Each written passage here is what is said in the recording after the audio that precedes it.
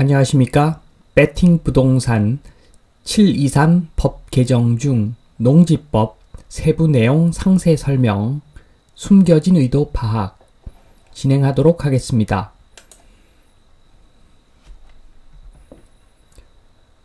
723 개정된 3법에는 첫 번째 농지법, 두 번째 농어업경영체법, 세 번째 농어촌공사법 요 세 가지가 있는데 그 중에서 오늘은 그 농지법, 가장 중요한 그 농지법을 일단 살펴보도록 하겠습니다.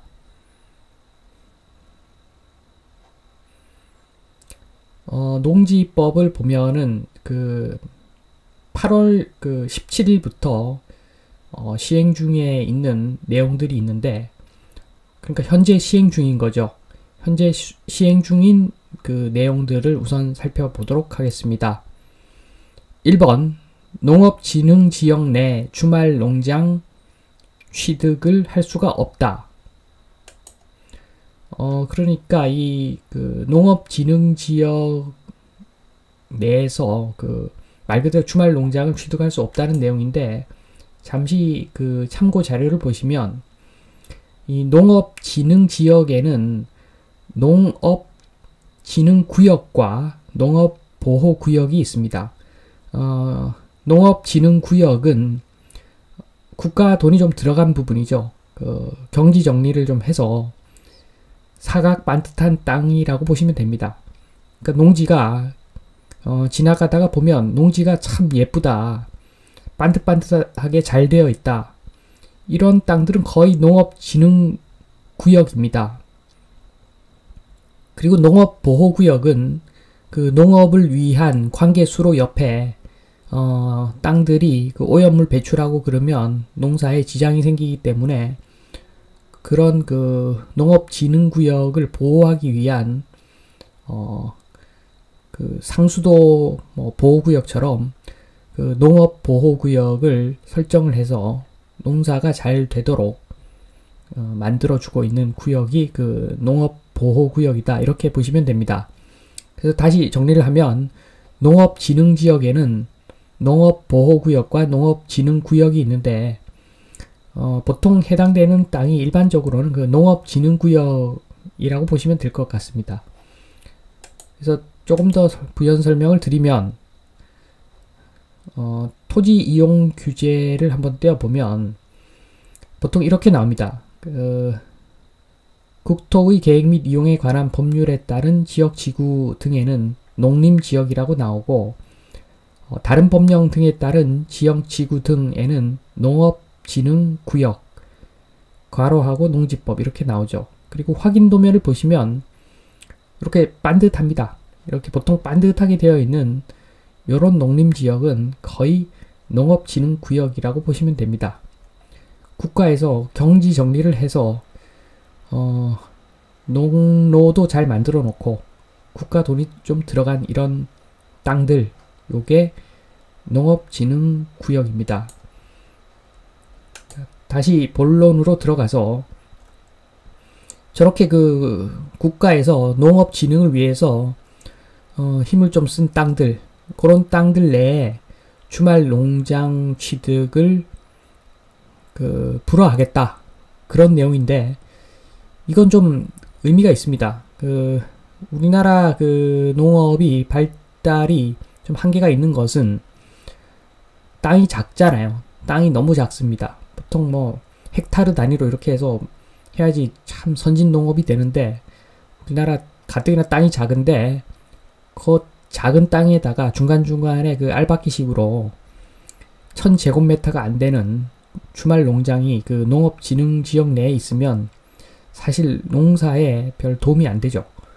그래서 이 농업진흥지역 내 주말 농장 취득을 불허한다. 큰 틀에서 보면 맞는 말입니다.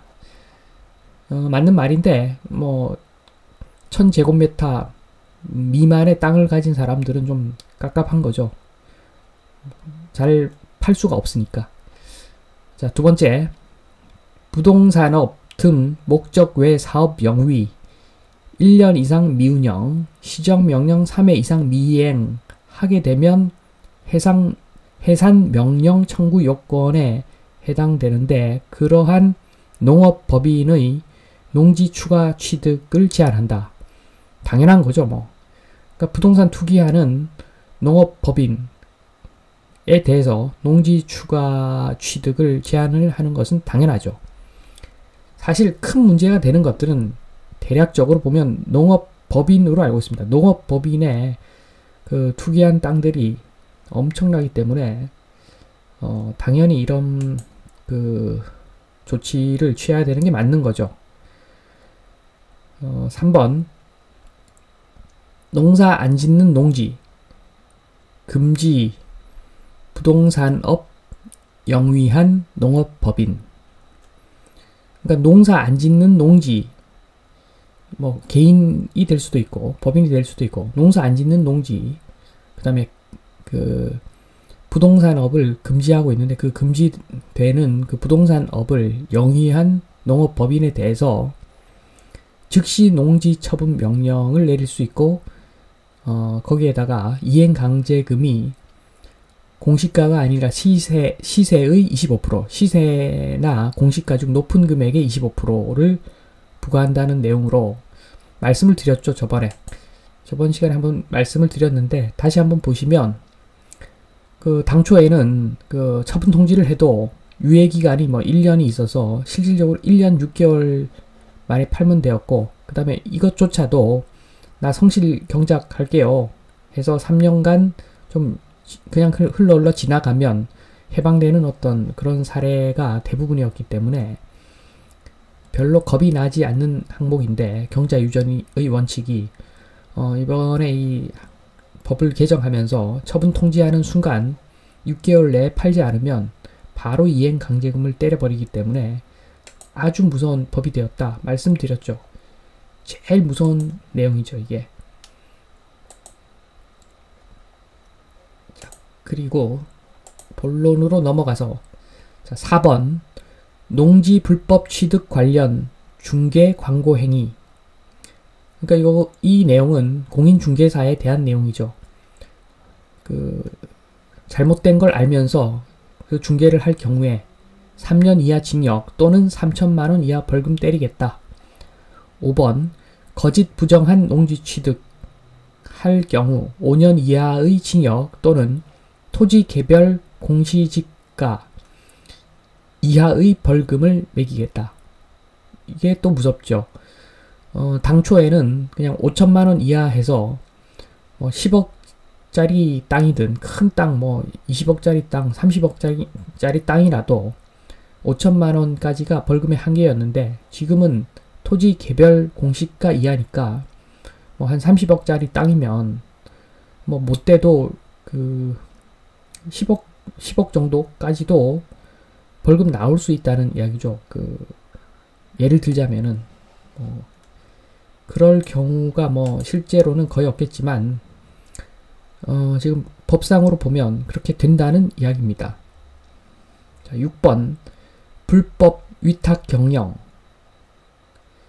임대차 이렇게 할 경우에 그러니까 그 농지은행 국가로부터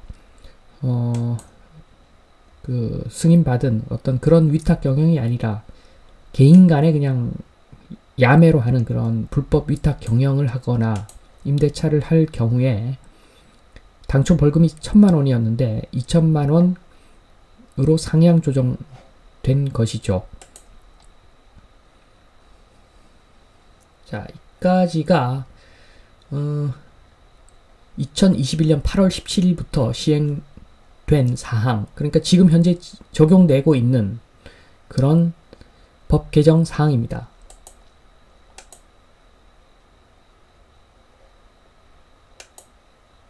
자, 그 다음 두 번째가 2022년 5월 18일 시행될 예정인 법 개정 사항입니다. 제일 큰 게 그 농지 취득 자격 증명 심사 강화인데, 요 내용을 우선 보시면 첫 번째로 농취증 서류에 기존에 그 기입했던 내용들 플러스 직업, 영농 경력, 영농 거리를 기재하게끔 해 두었습니다. 그리고 2번 증명서류. 그 상기 내용과 맞물려서 볼 때 직업 같은 경우에는 재직 증명서겠죠. 영농 경력 같으면 농업경영체 등록증이겠죠. 이 증명서류를 의무화하기 때문에 증명서류가 없으면 그 농지취득 자격을 불허하겠다는 거죠.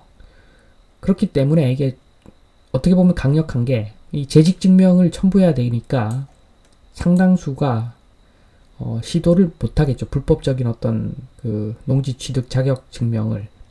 3번 공유취득. 취득하려는 농지 지분을 기재하고 각 지분권자의 취득하는 부분에 대해서 위치를 도면화시켜라. 요런 내용입니다. 요 내용을 한번 보시면 지금 이런 내용이죠. 지금 보시면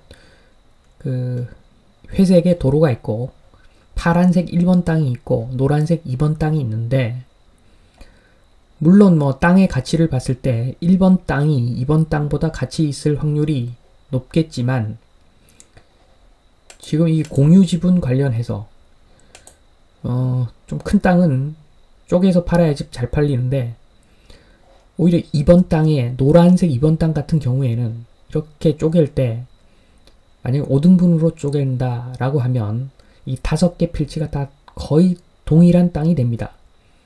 그래서 1번 땅보다도 2번 땅이 오히려 공유로 취득하려는 사람들이 선호하는 땅이 될 수도 있는 거죠. 그러니까 이렇게 되니까 실제로 농사를 안 지으면서 공유로 투자 개념으로 사는 그런 행위는 거의 없어질 것이고, 이런 특수한 땅을 특수한 목적으로 공유 지분으로 취득하려는 그런 수요, 극소수의 수요가 있는 그런 사람들만 이렇게 공유 취득을 할 것으로 예상이 됩니다. 4번 주말 농장 취득 시 주말 체험 영농 계획서 제출하고 거기에 대한 증빙을 의무 제출토록 강화가 된 거죠. 그러니까 주말 농장도 예전처럼 그렇게 만만하게 허가가 나지 않는다. 그런 내용입니다.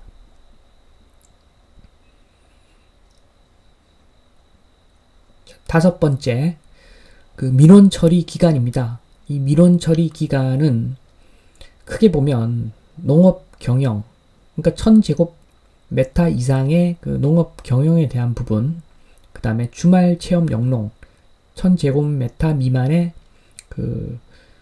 주말 농장이죠, 한마디로. 그 다음에 농지 전용에 대한 부분, 그리고 농지위원회 심의 대상에 해당하는 부분.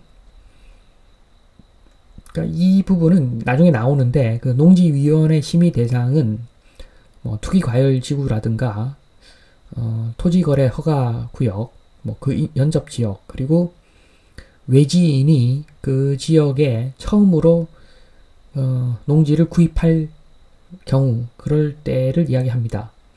그래서 보시면 당초에는 농지위원회 심의 대상에 대해서는 아예 없고, 일반 농업인이 구매하는 농업 경영 농지는 처리 기간이 4일이었는데 변경이 7일로 되고, 주말 농장은 2일이었는데 이것도 7일로 바뀌고, 농지 전용만 같은 경우에 2일에서 4일로 늘어나고, 농지위원회 심의 대상 같은 경우에 아예 그냥 14일입니다. 14일. 그래서 비고란을 보시면 경매는 어떻게 되나 이렇게 주석을 달아놨죠. 그러니까 보통 낙찰받고 나서 7일 안에 서류를 지금은 제출을 하기 때문에 일반적인 농지위원회 심의 대상이 아니더라도 7일이면 굉장히 빡빡한데, 이 14일이 걸리면 사실은 경매 절차까지도 바꿔야 된다는 그런 결론에 이릅니다. 아무래도 요 관련해서 그 경매 절차가 좀 변경될 것으로 판단이 됩니다. 안 그러면 경매가 진행이 안 되고, 이 경매가 꼭 나쁜 것만은 아닌 게, 경매가 좀 활성화되어야지 채권자 입장에서는 돈을 받을 수 있는 길이 열리는 것이기 때문에 이 경매를 또 부정적으로만 볼 것은 아닙니다. 경매가 있어야지 채권자가 돈을 받을 수가 있는 거죠. 그리고 6번 과태료. 거짓 부정 서류를 제출하면 500만원 과태료를 매긴다. 그 정도입니다.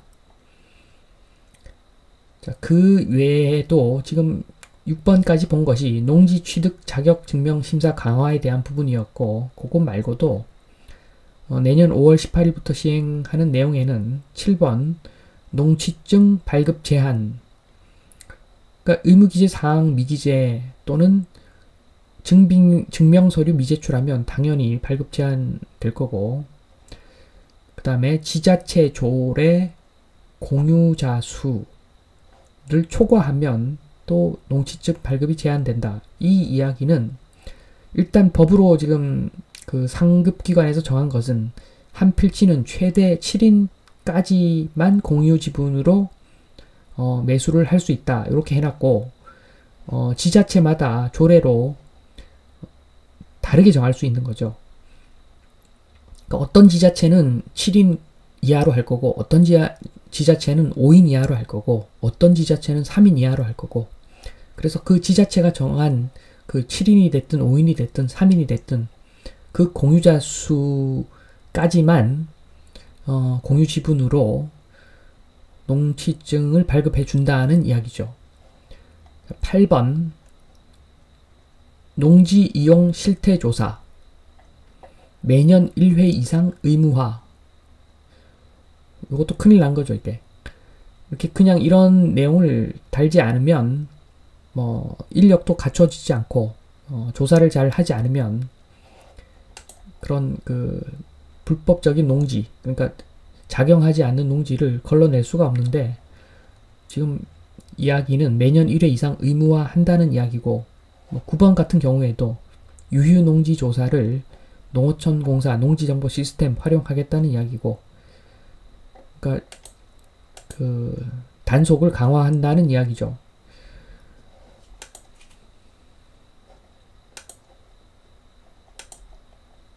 그 다음 10번 상속이나 이농에 따라 농지를 농업 경영에 미이용 시 농지 처분 의무 부과 근거 명확화. 예전에는 상속을 받거나 그리고 상속받고 나서든지 또는 농업 경영을 하다가 그 농사를 짓지 않고 도시로 이주할 경우가 있으면 그러한 농지를 그 불법적으로 그냥 야매로 민간끼리 이렇게 다른 사람이 농업 경영을 하기도 했었는데, 그런 거 없고 명확하게 관리를 하겠다는 이야기죠. 명확하게. 그래서 이것조차도 사실 그 큰 틀에서 보면 바른 방향이 맞기는 맞습니다. 그러니까 농업 인구는 실제 농사 짓는 인구는 딱 정해져 있는데, 그러니까 원부에 등록되어 있는 농업인으로 등록되어 있는 사람은 그보다 훨씬 많다는 이야기죠. 그러니까 도시에 살면서 농사를 안 짓는 사람들이 그런 농지원부 등록하고 보조금도 많이 받아가고 이런 사례들이 많기 때문에 지금 당연한 이야기 같습니다. 이런 10번 같은 조항도. 11번 농지관리위원회 설치. 대규모 농지 전용심사의 전문성, 객관성 강화를 위해 농식품부의 농지관리위원회 설치 근거 마련. 그렇죠. 이것도 그 농지를 전용을 해버리면 또 농지가 없어지는 건데, 거기에 대한 어떤 객관적이고 전문적인 심사를 하겠다는 이야기죠.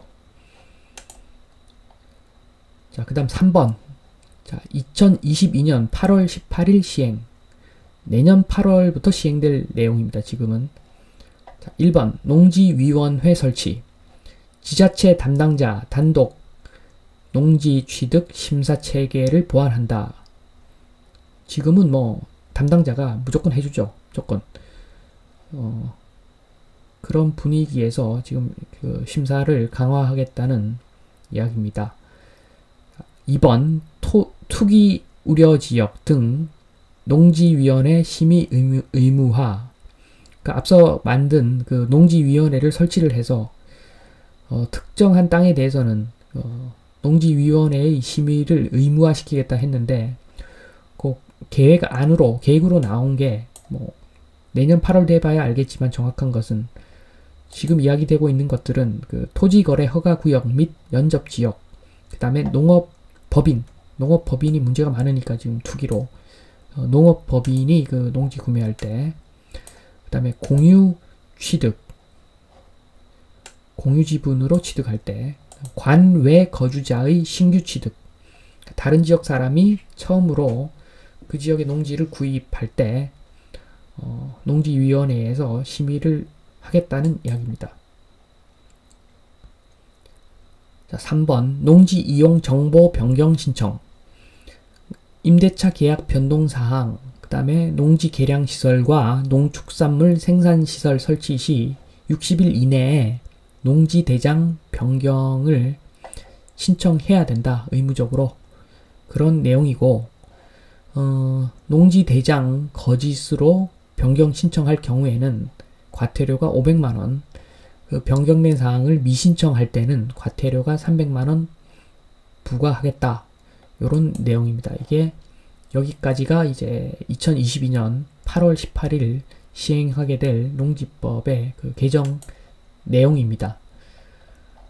지금까지 이렇게 쭉 살펴보았는데, 크게 보면은 그 지금 시행되고 있는 사항, 그 다음에 내년 5월 18일부터 시행될 사항, 그 다음에 내년 8월 18일부터 시행될 사항, 이렇게 크게 세 가지로 분류를 해서 농지법의 그 개정된 세부 내용을 설명드렸습니다. 그래서 전반적인 지금 개정 내용은 아주 짧게 요약할 수 있는 것이, 농사를 실제 짓기 위해서 농지를 소유를 해라. 아주 메시지가 단순 명료합니다. 그러니까 이런 법을 물론 뭐 검토는 해봐야 되겠지만, 만약에 내가 정말 실제로 농사를 짓는다 라고 하면 아무런 뭐 구애를 받지 않고 그냥 농지를 구매를 하시면 될 것 같습니다. 이 취지 자체가 농사를 짓는 사람에 대해서는, 농업인이 되고자 하는 사람에 대해서는 농지 구입에 대해서 제재를 가하지 않겠다는 말도 되는 것이기 때문에 실제 농사 짓는 사람은 아무 문제가 없다. 그렇게 말씀드릴 수가 있겠습니다. 자, 이번 시간에는 그 농지법 이번에 723 법 개정 중에서 농지법의 세부 내용에 대해서 상세하게 풀어서 설명을 드렸습니다. 마치겠습니다. 감사합니다.